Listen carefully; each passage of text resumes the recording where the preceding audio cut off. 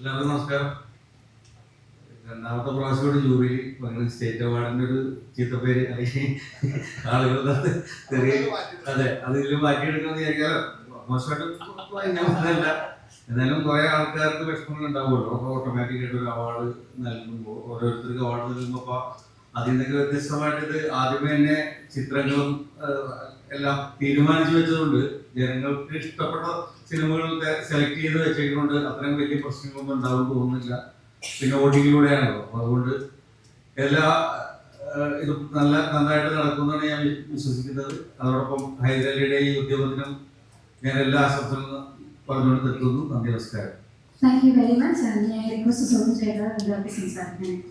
എല്ലാ സുഹൃത്തുക്കൾക്കും നമസ്കാരം. എല്ലാവരും പറഞ്ഞ പോലെ ഒരു പെക്ക് പോലും തരാതെ നമ്മളെല്ലാവരെയും ആദ്യം ഈ ബാബുരാജനും ബാബുവിനും എല്ലാവരും പറഞ്ഞു ഹൈദരാലിയോട് എല്ലാവരും സഹകരിക്കുന്നു, നല്ല ടീം ഹൈദരാലിയോടൊപ്പം ഉണ്ടാകുന്നു. അത് ഹൈദരാലിന് മാത്രം സാധിക്കുന്ന ഒരു കാര്യമായിട്ടാണ് എനിക്ക് തോന്നുന്നത്. കാരണം എന്നോട് പറഞ്ഞു, നീ എൻ്റെ കൂടെ സഹകരിച്ചില്ലെങ്കിൽ നിനക്കെതിരെ ഞാൻ വാർത്ത എഴുതുന്നത്. അങ്ങനെയാണോ ബാക്കിയുള്ളവരോട് പറയുന്നതെന്ന് എനിക്കറിയില്ല. എന്തായാലും എല്ലാവരും സഹകരിക്കുന്നു. ഇപ്പൊ തീർച്ചയായിട്ടും നേരത്തെ ഇവിടെ സൂചിപ്പിച്ചതുപോലെ ഞങ്ങള് 2025 റിലീസായ സിനിമകളിൽ നിന്നാണ് ഈ നോമിനേഷൻ. ഞങ്ങളുടെ കർത്തവ്യം എന്ന് പറയുന്നത് 2025 റിലീസായ ചിത്രങ്ങളിൽ നിന്നും എല്ലാ കാറ്റഗറിയിലേക്കും 17 കാറ്റഗറിയിലേക്കും 5 സിനിമകൾ വെച്ചിട്ട് നോമിനേറ്റ് ചെയ്യാനാണ് ഞങ്ങളെ ഏൽപ്പിച്ചത്. അതിൽ നിന്നും മികച്ച അവാർഡുകൾ, മികച്ച കലാകാരന്മാരെ തിരഞ്ഞെടുക്കേണ്ടത് ജനങ്ങളാണ്. ഈ 5 കാറ്റഗറിയിൽ തന്നെ ഓരോന്നും സെലക്ട് ചെയ്യാനായിട്ട് ഞങ്ങൾ നന്നായിട്ട് ബുദ്ധിമുട്ടി.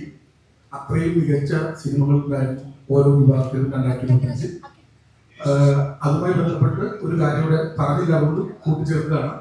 ഇത് വോട്ടിംഗ് ഇവിടെ തൃശ്ശൂർ സ്കൂൾ കലോത്സവത്തിലാണ് ഇതിന്റെ വോട്ടിംഗ് ആരംഭിച്ചത്. വോട്ടിംഗ് നടന്നുകൊണ്ടിരിക്കുകയാണ്. അതിനുശേഷം ശ്രീ GS വിജയൻ സാറിന്റെ മേൽനോട്ടത്തിലായിരിക്കും, ഡയറക്ടർ GS വിജയൻ സാറിന്റെ മേൽനോട്ടത്തിലായിരിക്കും ഇത് കൗണ്ട് ചെയ്യപ്പെടുന്നത്. ആ കൗണ്ട് ചെയ്യപ്പെട്ടതിന് ശേഷം അവരത് അനൗൺസ് ചെയ്യും. ബാബുവിന്റെ പറഞ്ഞ അതിനുശേഷം എത്രയും പെട്ടെന്ന് തന്നെ ഈ ഫംഗ്ഷന്റെ ഡേറ്റും അനൗൺസ് ചെയ്യാൻ പറ്റുമെന്നാണ് പ്രതീക്ഷ. Thank you.